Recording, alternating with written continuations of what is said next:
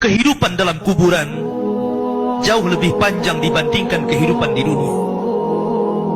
Nabi SAW bersabda, "A'maru ummati baina sittina wa sab'in." Bahwa usia umatku itu hanya berkisar 60 sampai 70 tahun saja. Sedikit yang lewat 70 tahun. Kalaupun ada usia yang sampai 100 tahun itu sedikit sekali. Tapi kebanyakan di bawah 70 tahun, umumnya umat Rasul itu sudah meninggal dunia. Tetapi ketika orang masuk ke dalam kuburan, usia dia di kuburan sampai kiamat ditegakkan itu panjang sekali. Anda bisa bayangkan, orang yang meninggal sejak zaman Nabi Adam sampai hari ini kiamat tidak dibangkit-bangkitkan, menunjukkan bahwa kehidupan kuburan jauh lebih panjang dibandingkan kehidupan dunia. Dari sinilah maka wajar seorang mukmin harus takut dengan kehidupan kuburan. Ma'asyiral muslimin yang dimuliakan Allah Azza wa Jalla.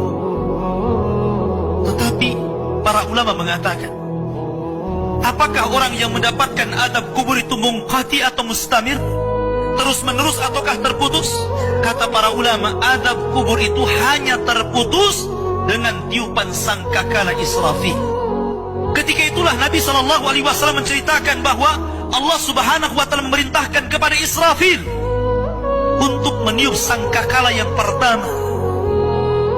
Disinilah adab kubur terputus. Karena ketika itu seluruh orang mati, baik orang yang ada di atas bumi atau yang ada di bawah bumi, baik kalangan jin, baik malaikat, kecuali makhluk-makhluk yang Allah kehendaki saja, semua hancur. Dan Abu Hurairah radhiyallahu anhu menceritakan kehancuran bumi setelah tiupan sangkakala itu adalah 40. Bisa 40 hari, bisa 40 bulan, bisa 40 tahun. Yang jelas Allah hancurkan bumi ini. Allah luapkan lautan ke daratan. Allah jatuhkan bintang. Allah hancurkan gunung sehingga seperti kapas yang dihempas angin. Itulah yang disebut dengan kehancuran alam atau hari kiamat. Baru setelah kemudian bumi tidak bulat lagi, tapi bumi terhampar. Allah ganti bumi yang kita pijak dengan bumi yang baru. Itulah yang disebut dengan padang mahsyar. Maka disitulah Allah Subhanahu wa Ta'ala memerintahkan Israfil untuk meniup sangkakala kebangkitan. Yang kedua kalinya Israfil pun kemudian meniup sangkakala. Maka dari situlah manusia keluar dari perut bumi. Wa akhrajatil ardu athqalaha. Allah keluarkan beban-beban beratnya. Disitulah orang-orang yang beriman, ketika mereka muncul dari kuburan, maka mereka akan berkumpul dengan keluarganya. Allah mengatakan, alladzina amanu wattaba'athum dzurriyyatuhum biimanin alhaqna bihim dzurriyyatuhum. Orang-orang yang beriman, kemudian keimanan diikuti oleh keluarganya, oleh istrinya, oleh suaminya, oleh bapaknya, oleh anak-anaknya, oleh cucu-cucunya. Maka ketika mereka dibangkitkan dari kuburan, mereka langsung berkumpul menjadi satu keluarga. Dan itu sebuah ketenangan. Tapi orang-orang di luar daripada beriman, mereka keluar dari perut bumi seperti dua binatang. Pertama Allah contohkan dengan laron yang berterbangan. Anda bisa melihat laron apabila terbang di atas lampu atau di sekitar lampu. Lihat bagaimana cara terbangnya. Mereka akan saling tubruk dengan kawan-kawannya. Karena pada hari itu anak lari dari orang tuanya, suami lari dari istrinya, orang tua lari dari anaknya. Terkadang mereka bertubruk satu dengan yang lainnya. Yang kedua seperti belalang kal jaradil muntashir. Pertama seperti laron dulu, lari sana lari sini, yang dari barat ke timur, yang dari timur ke barat, yang dari selatan ke utara, yang dari utara ke selatan.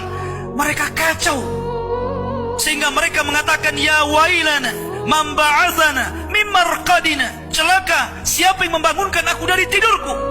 Tapi orang-orang yang beriman hanya mengatakan, hadza ma wa'adar rahman wa sadaqal mursalin. Inilah janji Allah kepada kalian dan benarlah ucapan para rasul. Baru setelah itu dari padang mahsyar berteriak seorang yang Allah suruh untuk berteriak. Mulailah kemudian mereka teratur. Maka mereka akan berjalan ke satu titik. Disitulah yang disebut dengan padang mahsyar. Mereka akan tinggal selama 50 tahun telanjang, kembali tidak dikhitan, tidak pakai sandal, matahari dekatkan 1 mil, keringat bercucuran, tidak ada makan, tidak ada minum. Mereka berdiri 50 tahun. Sehingga akhirnya orang-orang saleh mereka berkumpul, datang kepada Adam minta syafaat. Adam memberikan udzur, tidak sanggup memberikan syafaat.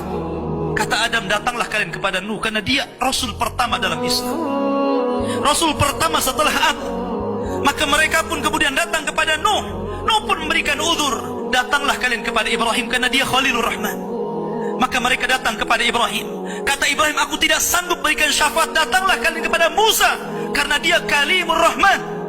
Ketika mereka datang kepada Musa, kata Musa, datanglah kepada Isa. Isa pun memberikan udzur, tidak bisa.